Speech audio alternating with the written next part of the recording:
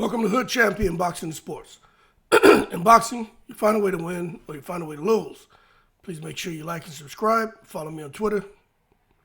Leave that donation for that house fried rice, lao mein, and wonton soup. Who really wins this Tyson Fury Usyk rematch? See, that's the real question here. Let me show y'all something, man. I think people are just totally, it's like the ship has sailed when it comes to Tyson Fury. Let me see something. Let's take a look at something here. All right, this is what you got, right? Fury and Usyk. Look, they're not getting any younger. 36 years old for Fury, 37 for Usyk. Fury, of course, has more fights, 36, Usyk 22. Tyson Fury, 34 wins, Usyk 22. Fury has the one loss that Usyk gave him. You take a look at the knockouts, 24 for Fury, 14 for Usyk. Tyson Fury is supposed to be 6'9", so I don't understand the 6'7" crap. Usyk's supposed to be 6'4". Tyson Fury outweighs him. Look at the difference in reach, okay? 85 inches for Fury, 78 inches for Usyk. Now, just understand this right here, the reach, 85 inches versus 78. I'm gonna explain something to you here. That reach of Tyson Fury, that reach alone was giving Tyson Fury the upper hand in that first fight when he decided to box intelligently. But Tyson Fury fooled around pretty much that whole fight and paid big in the 9th round.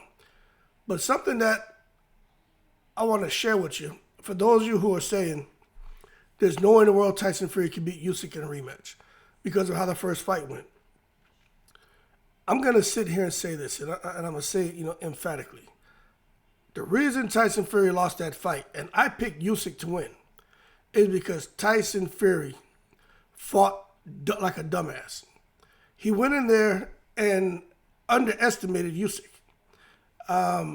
Maybe it was Tyson Fury just trying to give the impression that he was just having fun in the ring when really he was trying to disguise his concerns about the cut that he had previously received, his concerns about not getting enough sparring because he didn't want to reopen the cut, his concerns about maybe not being in the best shape, and his concerns about maybe not having the opportunity to work with Dr. Usman Sajjad, which we all know provides the secret weapon. Nevertheless, you need to take a look at this right here. Now, these are the CompuBox stats for Usyk and Fury in the first fight. And I want to point something out here. When you look at this first round, the second round, third round, fourth round, fifth round, sixth round, 7 rounds. 2 of those rounds, when you look at punches landed, which, you got to take this with a grain of salt. Usyk had the upper hand, but for the most part, Fury did. Now, you look at who was throwing the most punches. The first round was Fury, second round was Fury, third round was Fury. 4th, 5th, 6th, and 7th round, Fury threw more punches than Usyk. Now, of course, you could say, well, hey, Usyk was landing at a higher percentage. Okay, I don't disagree with that, but again, Fury threw more punches, and according to CompuBox, in like 5 out of the 7, he landed more. Now, things get a little bit interesting here because Tyson Fury with his buffoonery and Usyk's just will to get beyond Tyson Fury's reach and the power to land his shots. In the 8th round, Usyk landed 16 to Tyson Fury's 8. In the 9th round, Fury had landed 16, but then, he got hit with the Ukrainian missile of a left hand and shit went left for Tyson Fury. But this is where you kind of see a bit of a tide change. Look at Usyk's output and Fury's output. Fury's output dropped. So now, and what I mean dropped, it means he's throwing less than Usyk. Usyk threw 45 in the 9th, Fury threw 41. And almost all the rounds before, Fury was out-throwing Usyk. The 10th, 11th, and 12th, Usyk out-threw Tyson Fury. And he also outlanded him. So Usyk in that 9th round, getting a 10-8 round, which to me the fight should have been stopped. And then the 10th, 11th, and 12th looks like he swept those rounds based on the numbers. We know the judges' scorecards don't really reflect that. But what I'm getting at here is Usyk landed a shot from the heavens. And if it wasn't for that shot from the heavens, in my opinion, he would have lost that fight. That being said, when you look at Tyson Fury now, coming into the fight, bigger, stronger, more focused, and understanding, I can hurt Usyk. I can knock Usyk out, but I need to be focused. And he also understands the rabbit can hurt him. But I don't know if the fight's going to go like this. All right, now these are the final punch stats. And you can just take an opportunity to kind of mull over these final punch stats, total body punch, total punches, and then in the parentheses, the shots that landed to the body, total jabs, and then in parentheses, the ones that landed to the body, and then the power punches, okay? But when you look at this breakdown, what it says here in the first fight is the quarter of the fight pitted Fury's jab versus Usyk's power punches. How many points do you think judges are going to award anybody for out jabbing someone? And when you look at the person who's throwing and landing power punches, it depends on the judge. Some judges like power, some like the jab, like the boxer. But unless you're in there and just totally dictating the fight and controlling the pace and just hurting your opponent with your jab, Ike Corte type jab, Winky Wright type jab, what's it, De La Hoya type jab, a Floyd Mayweather type jab, I think a person would have a hard time unless you just really just totally blunt your opponent's offense to where they're uncomfortable letting the shots go because they keep getting picked off by the jab. Unless you're doing that, the guy who's landing more who's throwing more power punches is probably going to get the judge's attention. And if he's landing, a good chance he could win the round. Now it says after 3 rounds, Fury held a 25-14 advantage in jabs landed, while Usyk led in power punches 21-12. Fury found his offensive groove in the fourth round, landing a fight-high 22 punches in the 5th round. 16 of them were power punches. Again, Fury started coming back, landing more power punches, which in the rematch, I 100% believe Tyson Fury is going to look to jab, but also get more power punches off and use his reach and just keep Usyk at a distance. I don't think Usyk is going to get beyond any of Tyson Fury's big shots. I think Tyson Fury is going to knock him out and knock him out cold. That's just my opinion. Now, after the 6th round, both combatants were dead even in power punches landed at 39 apiece. Going into the 7th round, Fury had built a 63-56 lead in power punches landed and seemed to be seizing control of the fight. And this is exactly what I said.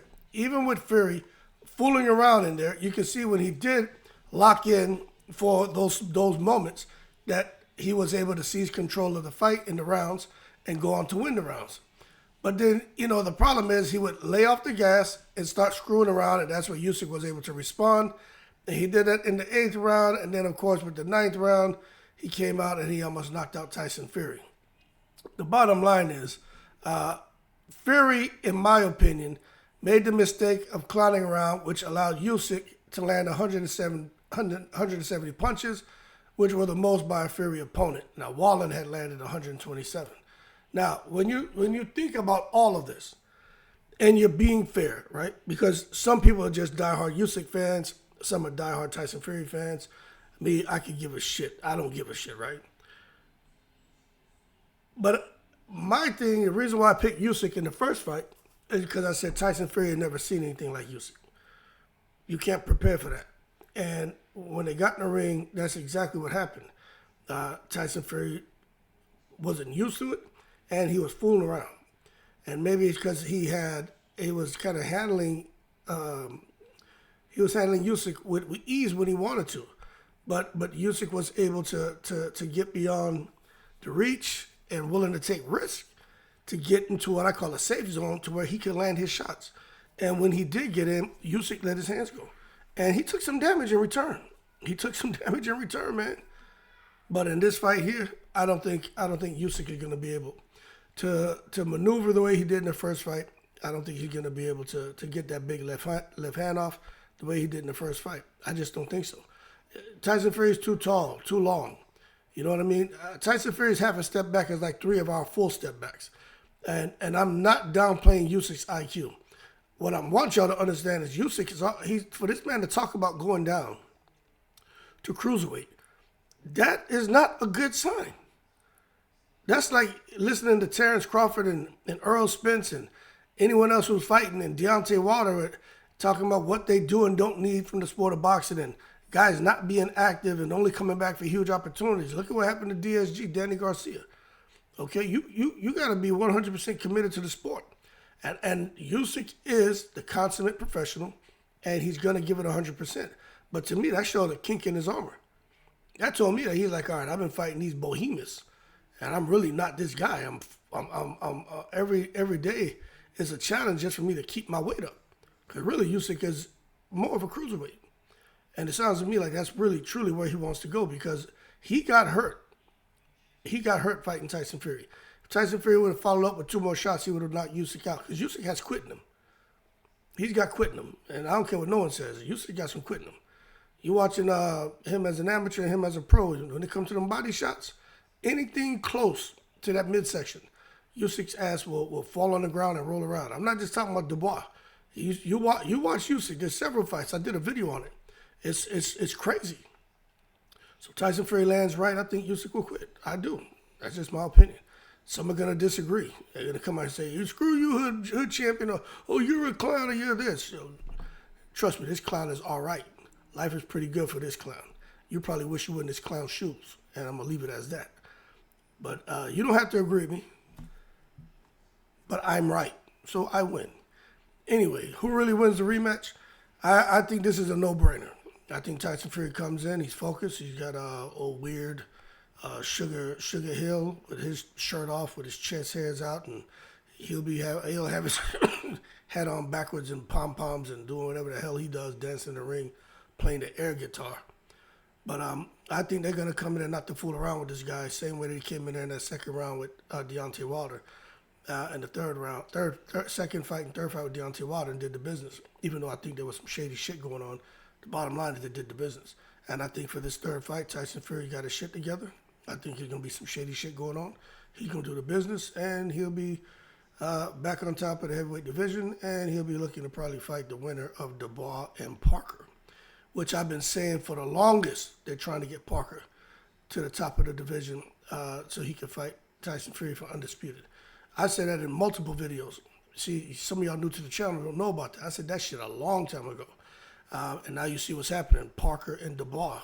It's supposed to be the fight for the IBF. And Parker is going to probably beat Dubois. And then Parker's going to fight Tyson Fury if he beats Usyk. You just watch. They're friends. You just watch. But I need to find that video. And I don't know how to republish videos that you've once done. But get that and republish it, and y'all will see. I call that shit. But anyway, y'all keep cool. Who really wins the rematch? I got Fury, man. Easy peasy, lemon squeezy in the breeze.